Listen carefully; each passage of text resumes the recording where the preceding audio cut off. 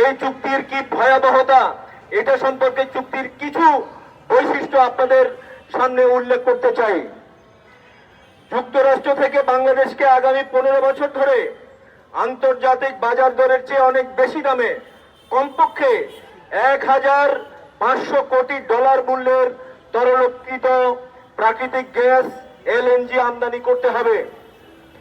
প্রয়োজন না হলেও টন প্রতি $35 বেশি দিয়ে আগামী 5 বছর ধরে 60 লাখ টন গম ক্রয় করতে হবে।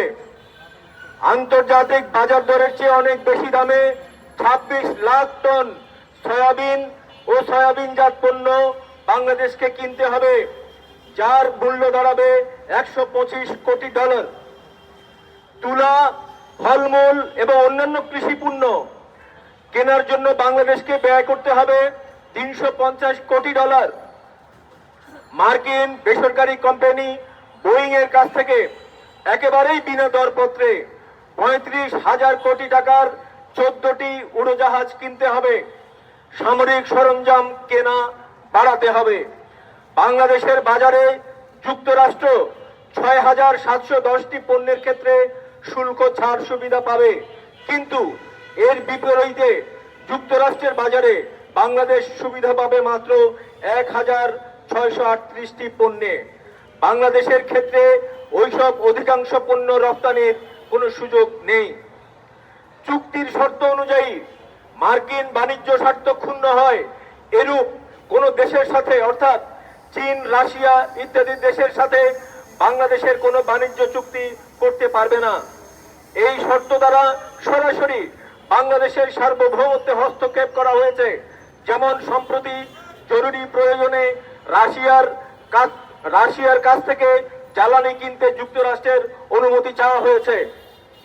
এসবের বাইরে স্বতন্ত্র সমান্তরাল আরো চুক্তির আওতায় যুক্তরাষ্ট্র থেকে বাংলাদেশকে উল্লেখযোগ্য পরিমাণ অস্ত্র এবং সামরিক সরঞ্জাম ক্রয়ের বাধ্যবাধকতা চাপিয়ে দেওয়া হয়েছে। চুক্তির বিভিন্ন ধারায় কি লেখা আছে তার বিবরণ জনসমক্ষে প্রচার করা হচ্ছে না।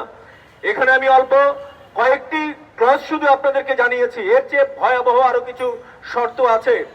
কিন্তু আমার প্রশ্ন, এখন বাংলাদেশে একটা পার্লামেন্ট, যে পার্লামেন্ট জনগণের ভোটে নির্বাচিত, সেই পার্লামেন্টে একজন সদস্য কি দেশপ্রেমিক কোনো মানুষ নেই, যিনি এই আমেরিকার সাথে যে বাংলাদেশের স্বার্থ বিরোধী চুক্তি করা হয়েছে এর সম্পর্কে একটি কথা সংসদে উপস্থাপন করবেন?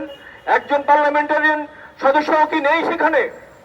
আমরা আহ্বান জানাচ্ছি, যারা সংসদে জনগণের ভোটে নির্বাচিত হয়ে গেছেন, আপনাদের উচিত এই চুক্তি সম্পর্কে, যারা চুক্তি করেছে তাদের কাছ থেকে এই চুক্তি সম্পর্কে জানা এবং পার্লামেন্টে অবশ্যই এই চুক্তির বিষয়ে আলাপ আলোচনা করা, এবং যারা এই চুক্তি করেছে তারা বলুক যে এই চুক্তি বাংলাদেশের স্বার্থের পক্ষে গেছে। যদি তারা সেটা প্রমাণ করতে না পারে যুক্তি দিয়ে, তাহলে অবশ্যই এই চুক্তি রদ করতে হবে। আমাদের সামনে একটি উদাহরণ আছে। আমরা জানি আমেরিকার সঙ্গে অনুরূপ একটি চুক্তি মালয়েশিয়ার সাথে সম্পাদিত হয়েছিল। মালয়েশিয়ান সরকার কিছুদিন আগেই সেই চুক্তি বাতিল করেছে।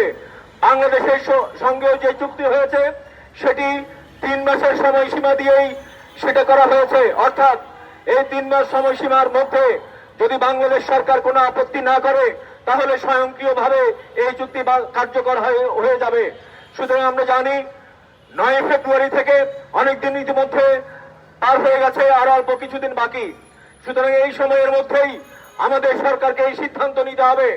সরকার জনগণের পক্ষে থাকবে, বাংলাদেশের স্বাধীনতার পক্ষে থাকবে, বাংলাদেশের স্বার্থের পক্ষে থাকবে, নাকি আমেরিকান স্বার্থে বাংলাদেশের স্বাধীনতা এবং সার্বভৌমত্বকে, বাংলাদেশের জনগণের স্বার্থকে বিসর্জন দেবে।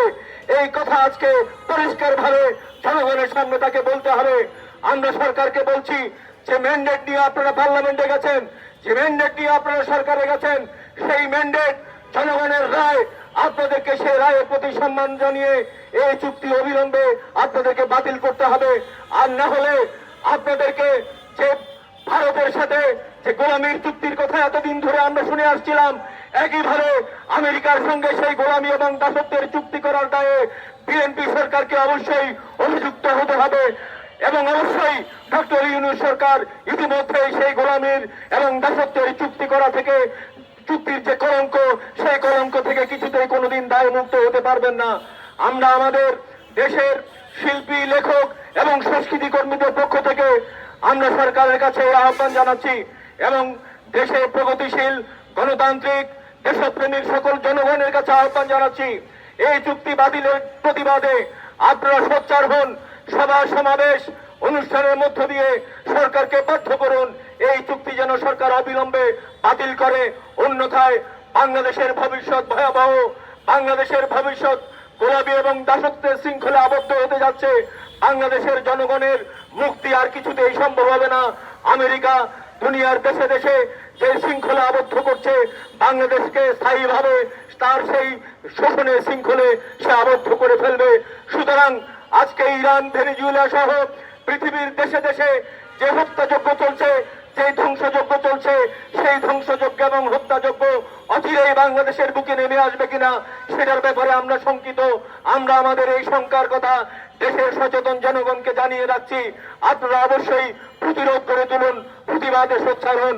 এই আহ্বান জানিয়ে আমাদের আজকের এই সংক্ষিপ্ত পথসভা আমরা এখানে শেষ করছি।